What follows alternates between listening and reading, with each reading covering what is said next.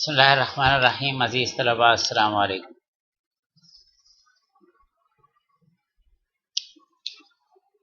ये हमारा statistical inference का कोर्स है और मैं अभी जो ये एक क्वेश्चन रिकॉर्ड कर रहा हूँ, ये आपने जिस प्रेजेंटेशन के साथ देखना है वो ये इस प्रेजेंटेशन की अपनी वीडियो जो थ्योरी की वीडियो होगी वो तो मैं अलग से रिकॉर्ड करूँगा। बेसिकली ये क्वेश्चन इस स्लाइड के साथ और इसके साथ जो डिटेल में एक दो स्लाइड और हैं उनके साथ चलेगा। तो बहरहाल इस inference about the difference between two population mean, ये इंडिपेंडेंट सैंपल डिज़ाइन है और इसमें पॉपुलेशन जो स्टैंडर्ड डेविएशन है दे आर नोन। तो इन ख़ास एजम्पशंस के तहत जो क्वेश्चन की सिचुएशन बनेगी वो मैं अभी रिकॉर्ड कर रहा हूँ। Inference about the difference between two population mean.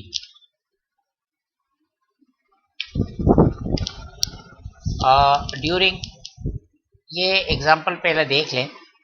During 2003 season Major League Baseball took steps to speed up the play of baseball game in order to maintain fan interest. तो आजकल games में ये fan interest बड़ी अहम चीज़ है। इसको maintain करने के लिए और गेम को स्पीड अप करने के लिए स्टेप्स लिए गए और ये सितंबर 30, 2003 की रिपोर्ट है CNN हेडलाइंस में। The following result come from a sample of 60 games played during the summer 2002।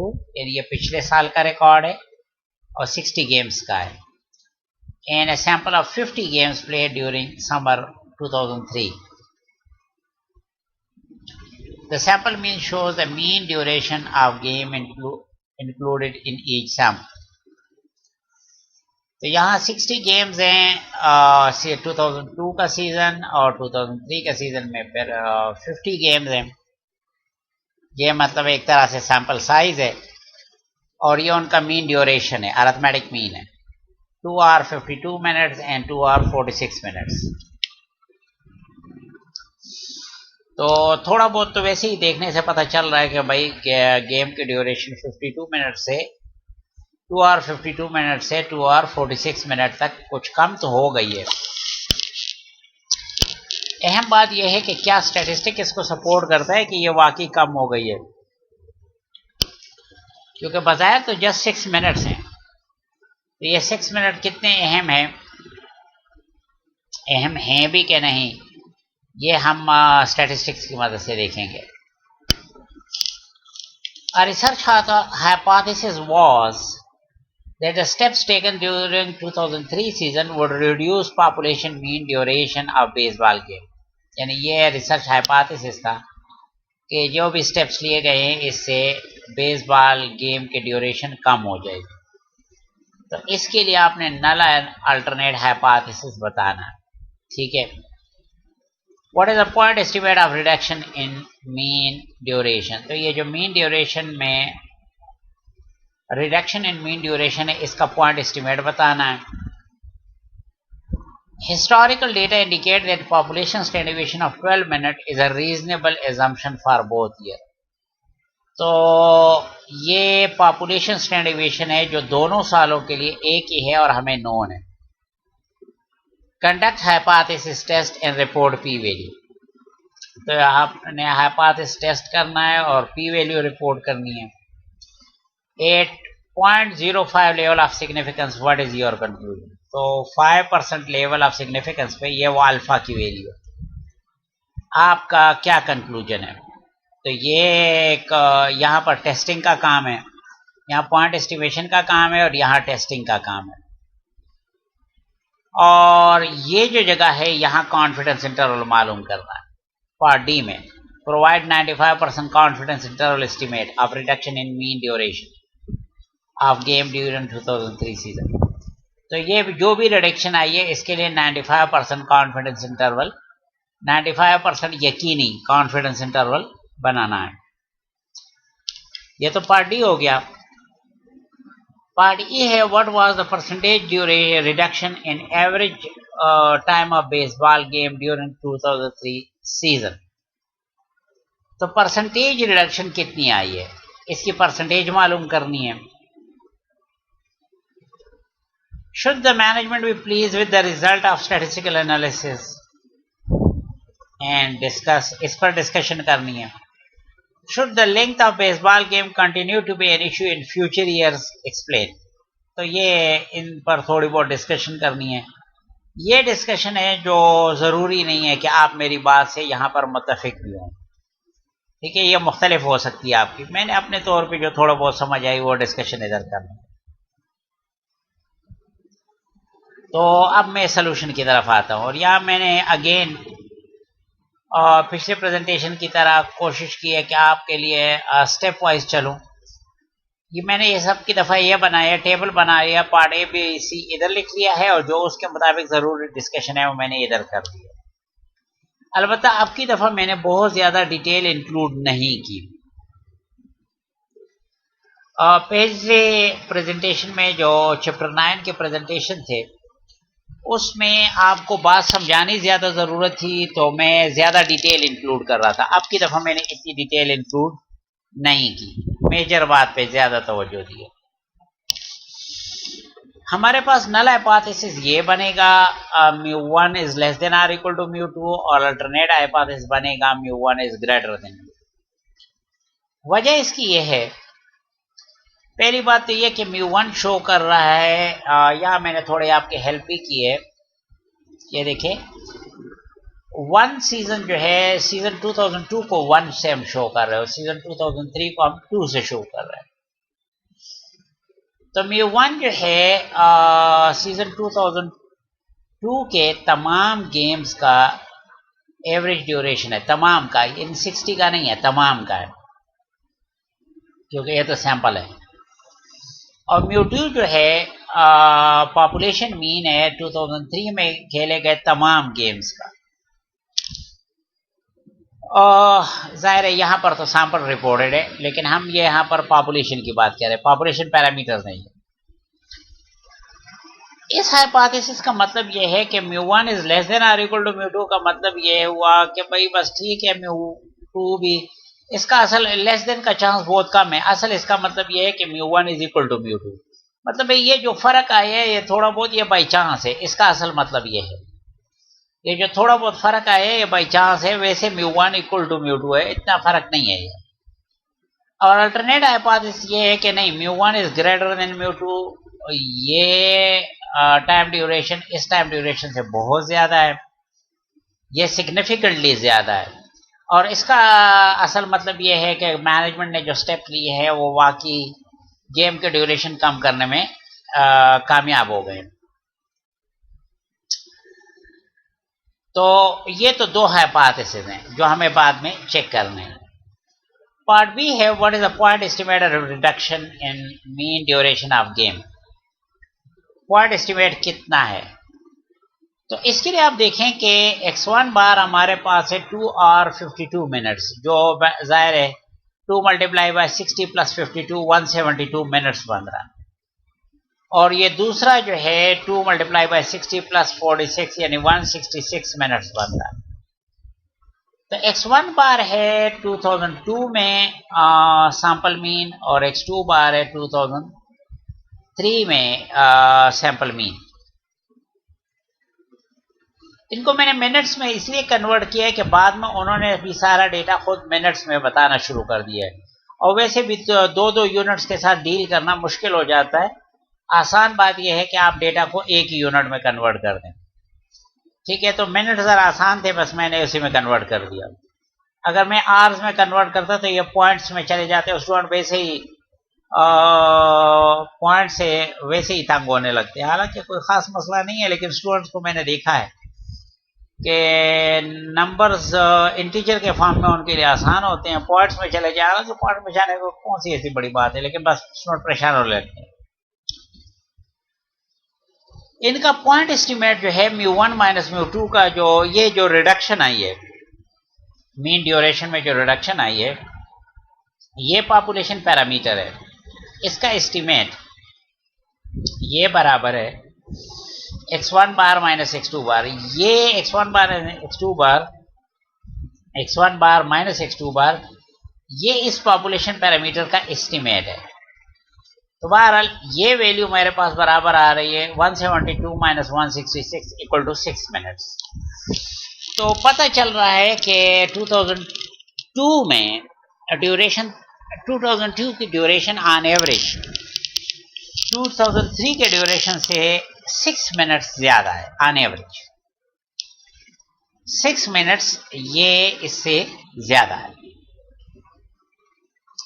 अब देखते हैं कि ये 6 मिनट का फ़र्क क्या वाकई इतना ज़्यादा फ़र्क है। तो इसके लिए हमने पार्ट सी की तरफ गए हैं, और वो ये कि हम हाइपोथेसिस टेस्ट कंडक्ट कर रहे हैं। उसके लिए मैंने ये नहीं लिखा अब की दफ़ा के टेस्ट स्टैटिस्टिक मेरे पास जी है और उसका ये फार्मूला है और स्टैंडर्ड नॉर्मल वेरिएबल है, ठीक है, ये डिटेल मैंने नहीं लिखी। बस सीधा सीधा कंप्यूटेशन ऑफ टेस्ट स्टैटिस्टिक कर ली है, उसका ये फार्मूला है और डायरेक्ट इधर ही वैल्यूज पुट कर ली हैं, और कैलकुलेशन करने के बाद इसका आंसर आ रहा है 2.611। अगेन पी वैल्यू की मैंने बहुत सारे डिटेल नहीं बताए, बस ये पी वैल्यू जो है क्योंकि ये ग्रेटर देन वाला साइन है, नॉट इक्वल टू वाला, equal to not equal to वाला नहीं है, तो ये 2 से मल्टीप्लाई नहीं हुआ। ग्रेटर या लेस दोनों में पी वैल्यू इसी तरह मालूम होती है बस। और यहाँ पर जो टेस्ट स्टैटिस्टिक की वैल्यू है वो अगर नेगेटिव आए तो भी उसको यहाँ पॉजिटिव कर दिया जाता है। तो ये हम पहले कर चुके हैं, पी वैल्यू उसी तरीका कार पे हम मालूम कर रहे हैं। अगर स्टूडेंट्स को पी वैल्यू में मसला हो रहा है तो प्लीज चैप्टर 9 के जो मेरे वीडियोस है वो जरा देख लें। तो बहरहाल probability z is greater than so much equal to 1 minus probability z is less than 2.611, और ये वैल्यू मैंने जो है ना एक्सेल से probability z is less than 2.611 की ये जो वैल्यू है ये मैंने एक्सेल से ले ली है। एक्सेल में आप ये formula norm standard normal variable distribution की ये 2.611 और ये फार्मूला पुट करके मैंने ये ले लिए। बाकी इसको 1 से माइनस कर लें, equal to 1 minus this number, तो 0.0045 अप्रॉक्सीमेटली हमारे पास आंसर आता है। ठीक है ना जी, 0.0045 1 से माइनस करने के बाद ये पी वैल्यू हमारे पास आ रही है। ठीक है ना जी, तो हमारी फाइंडिंग ये हो गई कि p value equal to 0.0045 which is less than 0.05, और 0.05 क्या है, यह हमारे पास लेवल ऑफ सिग्निफिकेंस है, फल अल्फा है। पी वैल्यू 0.05 से कम है। इनफैक्ट पी वैल्यू अगर अल्फा 0.01 भी होता तो उससे भी छोटा है। इसका मतलब ये है कि ये रिजल्ट हाईली सिग्निफिकेंट है, और ये जो 6 मिनट का फर्क आया है ये बाई चांस नहीं है, ये बहुत ज्यादा है।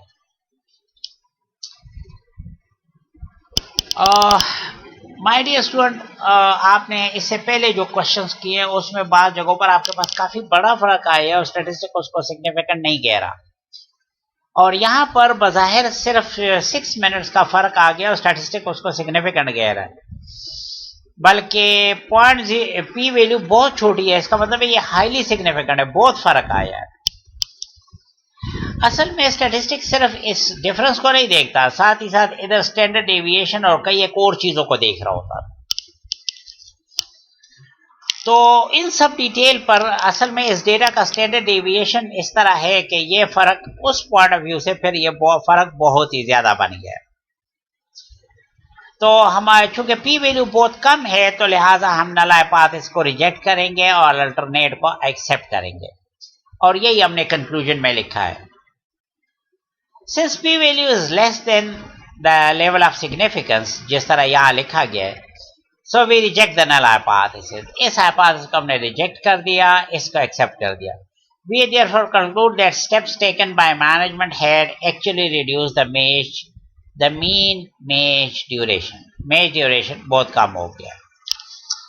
यहां तक तो मसला खत्म हो गया। तो मैनेजमेंट के जो भी स्टेप थे वो मेज ड्यूरेशन कम करना चाहते थे, वो एक्चुअली कम हो गया है और काफी सिग्निफिकेंटली कम हो गया। ठीक है ना जी। अब पार्ट ये है कि आपने 95% कॉन्फिडेंस इंटरवल बनाना है इसके लिए, और पार्ट ए के मुताबिक ये है कि आपने कुछ ज़रूरी डिस्कशन करनी है। तो अब उसकी तरफ आते हैं। और चूंकि हमारे पास कॉन्फिडेंस लेवल 95% है, तो इसका मतलब ये हुआ कि अल्फा 5% हो गया, और 5% अल्फा पर जेड अल्फा बाई 2, ये हम पहले भी डिस्कशन ये हो चुकी है, तो जेड अल्फा बाई 2 1.96 आएगा। ठीक है ना, बाकी अल्फा को 2 पे डिवाइड कर देंगे और ये 0.025 आएगा, और उसके मुताबिक जब जेड टेबल को देखेंगे तो ये प्लस माइनस 1.96 आता है। अब इस बेस पे मार्जिन ऑफ एरर का जो हमारे पास फार्मूला है वो ये है, और इसमें 1.96 तो यही जेड अल्फा बाई 2 है, ये वो स्टैंडर्ड डेविएशन है जिसकी वैल्यू यहाँ भी गिवन थी, वो इधर पुट हो गई है, और इसको सॉल्व करने के बाद इसका आंसर आ रहा है 4.504। ये फुल इसको सॉल्व करने के बाद ये आंसर आ रहा है। और कॉन्फिडेंस इंटरवल बनता है, आपको पता है, पॉइंट एस्टिमेट जो हमने यहाँ भी कैलकुलेट किया था 6 मिनट का, प्लस माइनस ये margin of error, point estimate plus minus margin of error. तो बहरहाल आप यहाँ इसकी जगह हमने 6 लगा लिया और इसकी जगह हमने 4.504 लगा लिया। सो 95% confidence interval is from so many minutes to so many minutes। ये फ्रॉम की वैल्यू कहाँ से आई है, 2 के बाद ये वैल्यू कहाँ से आई है, 6 से माइनस करेंगे ये फिगर तो ये वैल्यू आ जाएगी, और 6 में प्लस करेंगे ये फिगर तो ये वैल्यू आ जाएगी। तो हम 95% यकीन के साथ कह सकते हैं कि ये जो रिडक्शन आई है ये कम से कम जो आई है 1.5 मिनट्स की आई है, तकरीबन 1.5 मिनट की कम से कम रिडक्शन आई है, ज्यादा से ज्यादा जो आई है तो 10.5 मिनट्स की आई है। ठीक है ना, 95% यकीन के साथ तो हम ये बात कह सकते हैं कि इतनी चेंज तो बाहर आई है। यह उसका लोवेस्ट लिमिट है और यह उसका हाईएस्ट लिमिट है। चलिए जी आगे बढ़ते हैं। ये तो इंटरवल एस्टिमेशन हो गई। जिस तरह इंटरवल एस्टिमेशन, जिस तरह मैंने आपको बताया था कि ये 2 लिमिट्स देता है, एक लोअर एक अपर। इसके बजाय पॉइंट एस्टिमेट सिर्फ एक वैल्यू आखिर में देता है, इंटरवल एस्टिमेट 2 वैल्यूज देता है, लोअर लिमिट अपर लिमिट। आखिरी बात ये कि परसेंटेज रिडक्शन कितनी हुई है। तो परसेंटेज रिडक्शन का फार्मूला है new value minus old value divide by old value. ये देखें, मैंने इधर लिखा नहीं लेकिन मेरी अल्फाज से सुने, new value minus old value divide by old value multiply by 100। तो जस्ट उसकी वैल्यूज पुट की है। न्यू वैल्यू हमारे पास 166 मिनट्स है, ओल्ड वैल्यू 172 है, divide by old value multiply by 100। तो ये आ रहा है माइनस 3.5%। जब आप इसको सॉल्व करेंगे ये माइनस शो कर रहा है कि रिडक्शन आई है, अगर प्लस होता तो इंक्रीज आया होगा। बहरहाल अभी रिडक्शन आई है, और कितनी रिडक्शन आई है, 3.5%।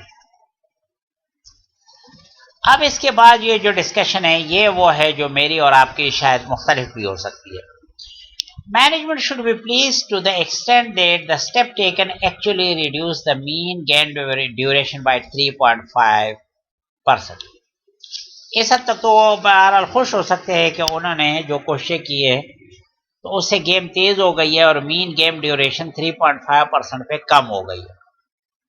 हावेवर अब यहां मेरी राय है, baseball is already a very fast game and highly competitive game. ठीक है, management should check the effect of such steps on players health. क्योंकि अगर आप गेम को तेज करते हैं तो आप एक्चुअली प्लेयर को थोड़े वक्त में ज्यादा दौड़ धूप पे मजबूर कर रहे हैं। ठीक है ना, तो ठीक है, फेन इंटरेस्ट तो एक चीज है, लेकिन प्लेयर की हेल्थ भी हमारे लिए अहम है। Fan interest can be maintain through creative marketing during the game. तो मेरी राय ये है कि अगर आप गेम के दौरान कुछ क्रिएटिव मार्केटिंग, कुछ और ऐसी चीजें रख लें ताकि फैन को उसकी मदद से बेहतर यह किया जा सके, और मार्केटिंग से जो है ना ये लोग ज्यादा, मेरा ख्याल में पैसा भी ज्यादा कमाएंगे। बजाय इसके कि ये गेम को मज़ीद तेज़ करे और फ्यूचर ईयर्स में पता चले कि अभी सही कम नहीं हुआ, मज़ीद कम करना चाहिए, तो ये ऐसा ना हो कि प्लेयर के लिए हेल्थ का मसला बन जाए। तो बहरहाल ये मेरी राय है। मुमकिन है कि कोई बेसबॉल का ऐसा स्पोर्ट हो जो बेसबॉल को, मैंने तो बेसबॉल कभी नहीं खेली, खुद कभी नहीं खेली, क्रिकेट वगैरह थोड़ा बहुत खेलता रहा हूँ, तो मुमकिन है कि किसी स्टूडेंट को मेरी बात से इख्तिलाफ हो, लेकिन मेरी राय ये है। ठीक है ना जी। तो यूँ समझ लें कि एक बूढ़े की राय ये है, आप अपने तौर पे जो बेहतर समझते हैं वो राय दे सकते हैं, और अगर कोई और राय देनी हो तो थोड़ी बहुत रीज़न भी दे दें तो अच्छी बात है। सो होपफुली स्टूडेंट को समझ आ गई होगी कि difference between two population mean को हम एस्टिमेट किस तरह करते हैं, इसका पॉइंट एस्टिमेट, इंटरवल एस्टिमेट, और उससे रिलेटेड हाइपोथेसिस टेस्टिंग जो है हम किस तरह करते हैं। एक खास केस में मैंने बता दिया, when samples are independent and when population standard deviation are known. कुछ और केसेस है जिसमें पॉपुलेशन स्टैंडर्ड डिवीएशन नोन नहीं है, यार सैंपल आर नॉट इंडिपेंडेंट, वो इंशाल्लाह मैं बाद में बताऊंगा। अभी के लिए इतना काफ़ी है। अस्सलामु अलैकुम वरहमतुल्लाहि वबरकातुहू।